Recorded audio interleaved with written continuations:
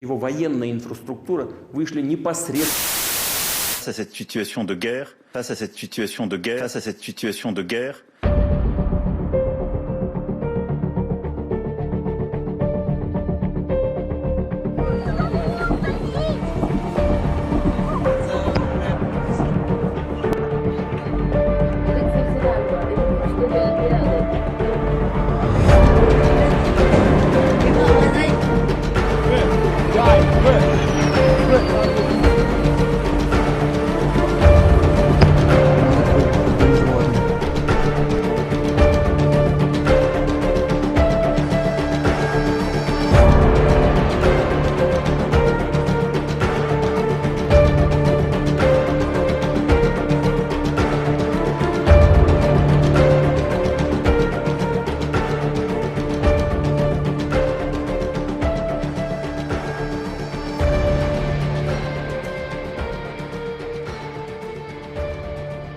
Vous entendrez parler de guerre et de bruit de guerre. Gardez-vous d'être troublés, car il faut que ces choses arrivent. Mais ce ne sera pas encore la fin. Une nation s'élèvera contre une nation, et un royaume contre un royaume. Et il y aura en divers lieux des famines et des tremblements de terre.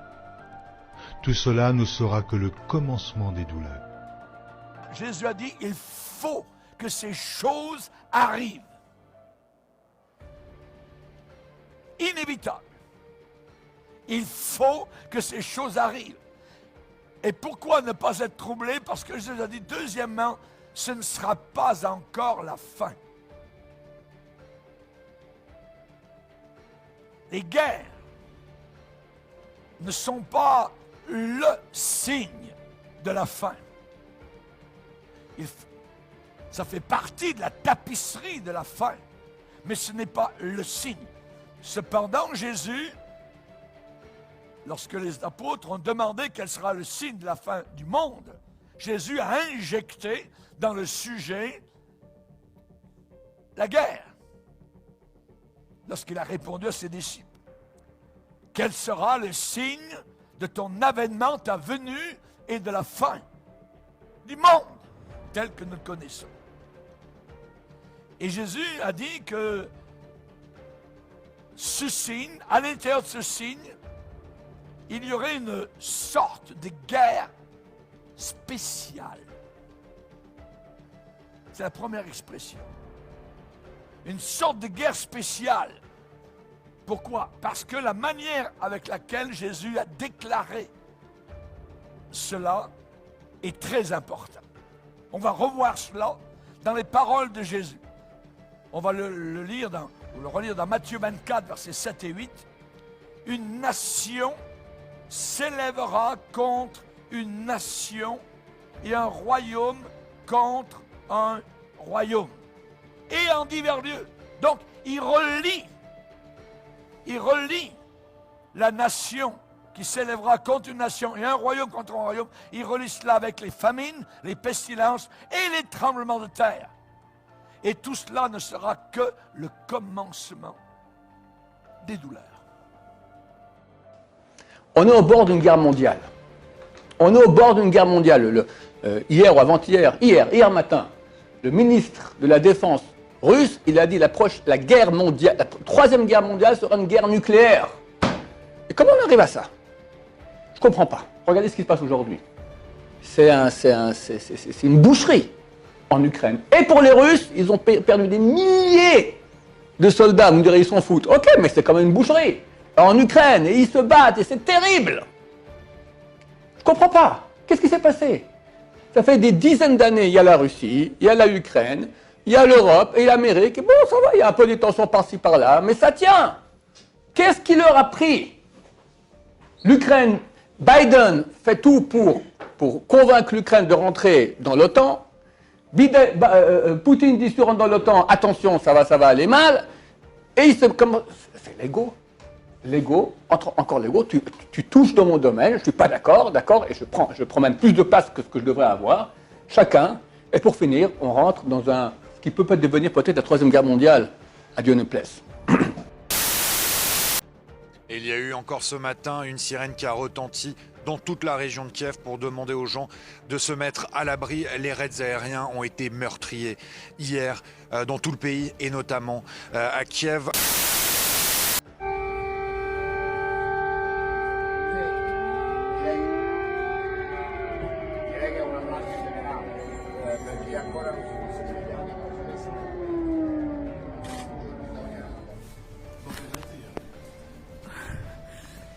This is our aerodrome.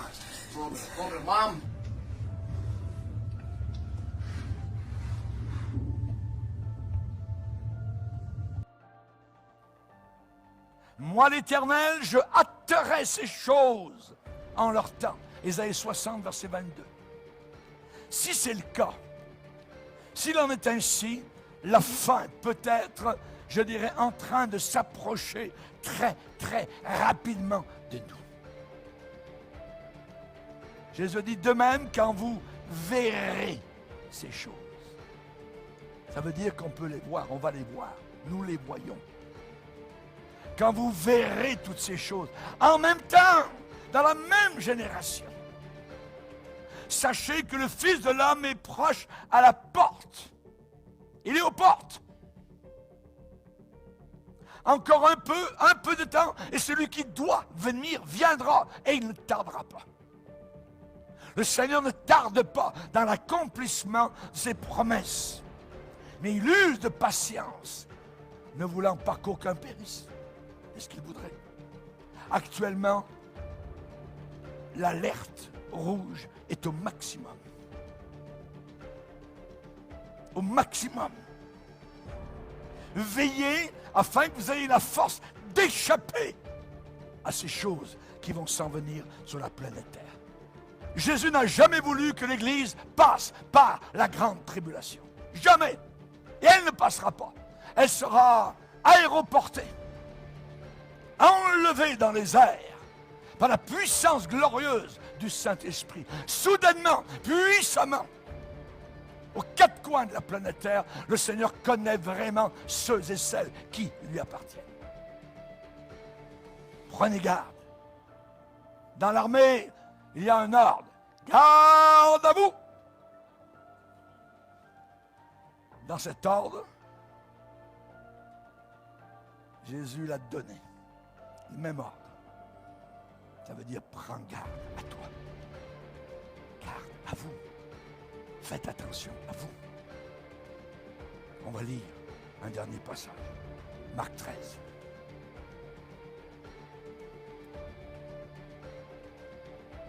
Marc 13, 32. Pour ce qui est du jour ou de l'heure, personne ne le sait. Ni les anges dans le ciel, ni le Fils, mais le Père seul.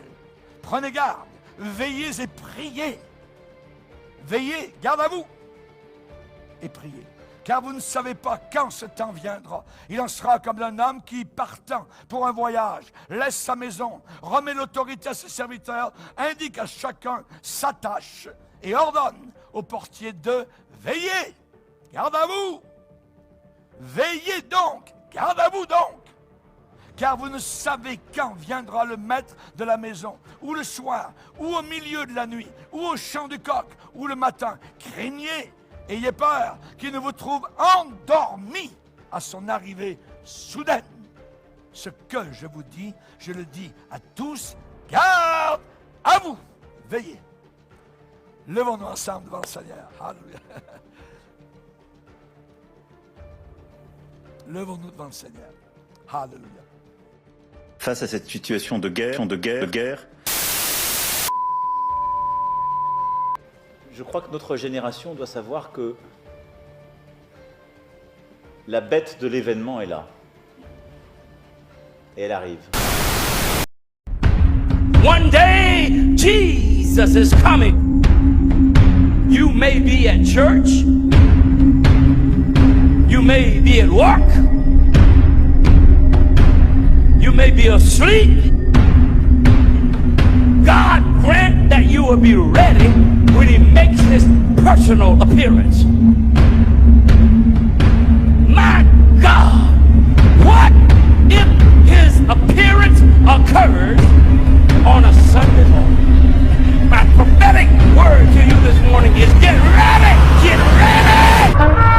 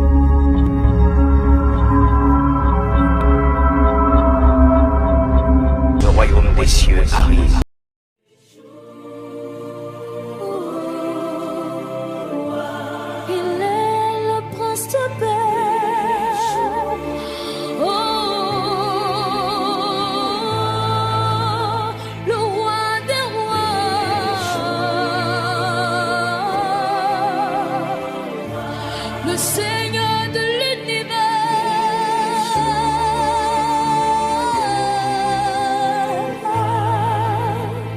Yeshua, Yeshua.